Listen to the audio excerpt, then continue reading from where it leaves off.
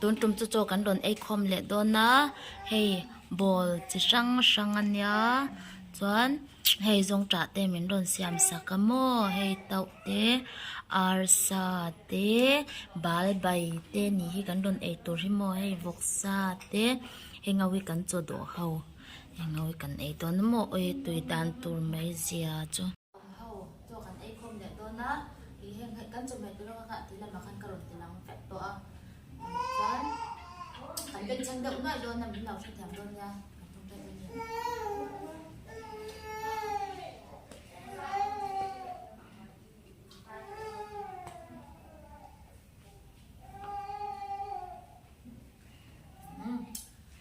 hắn cần ấy trần một mốc bài đồn gì cái cả anh đi được kinh hải thì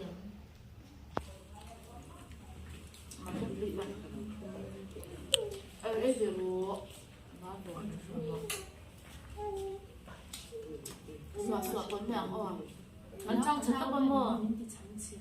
mình sẽ trả lại ngay anh ấy ôi chỗ mình cần tìm nó làm thử để làm việc từ đi mình cần tìm nó biết rằng mình làm cái đồ nó còn đơn bộ đây là chuyện rồi bài bài rồi bài sao cả học chặt tóc bông anh ở đây đi về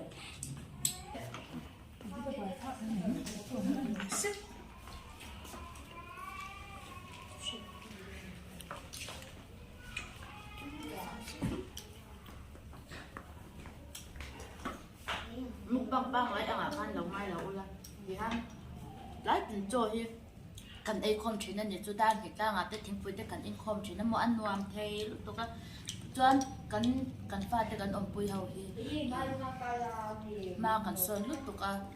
na về ngồi ngồi khá cần này tuổi lâu thì cần ít thì thôi bên về thì tuổi mua ngày lâu là mà tiếng ăn lâu ngày ngay lâu là thì cần ma cần sơn dễ là cần chuộc về chết tuổi thì nan nhỉ chú cái kẹo đó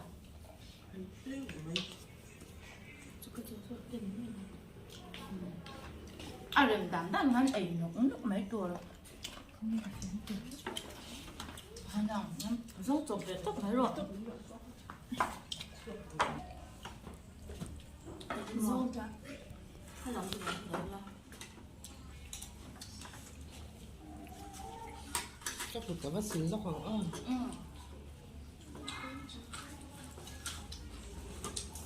tụi mình nào có phải phải đến ăn là rong trái là tươi tốt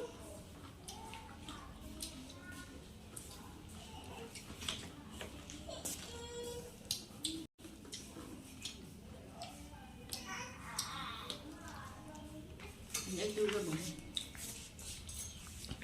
tươi liên tục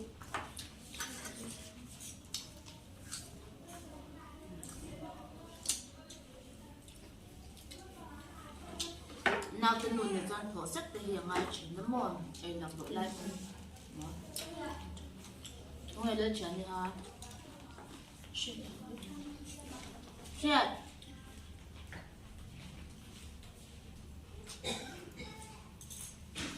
cần được bây giờ cái bả được về đi tốt em về luôn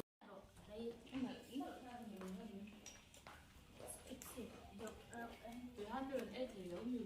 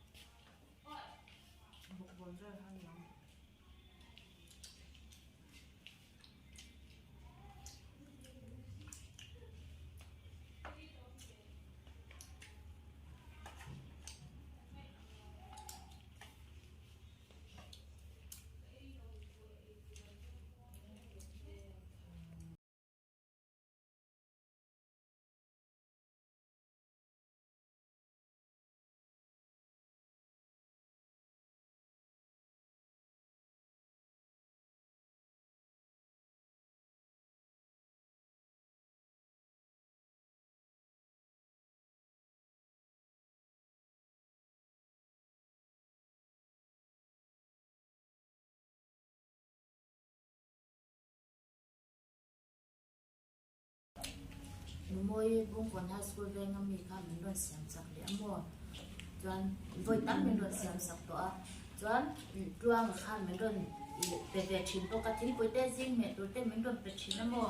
ui ăn pel thầy lúc tục ăn chung mà han nên cái uất tao ông giống xong cái chung mà han lồn lúc cái sới mỗi mỗi ăn chân chú anh cái mà han mình kẹp nhẹ lúc tục cái mua chuan đầm nát té ăn lâu chân dễ thấy nan khan nên mình lâu trong trai sặc dễ tôi nên cắn đôi xôm châu đi dâu chuan dâu din môi à sờ rôn té ăn mì khan nên thì tàu tuy tẹo đều bị tuổi té chỉ sáng sáng mình đun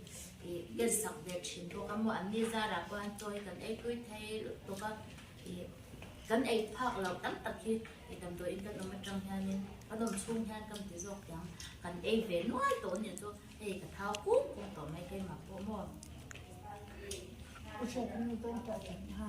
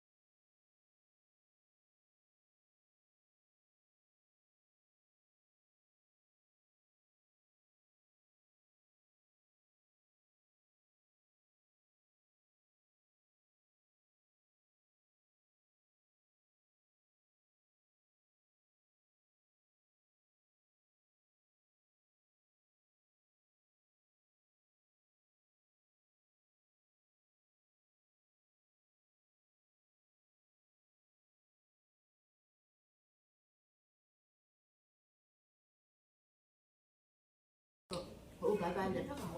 Bye bye.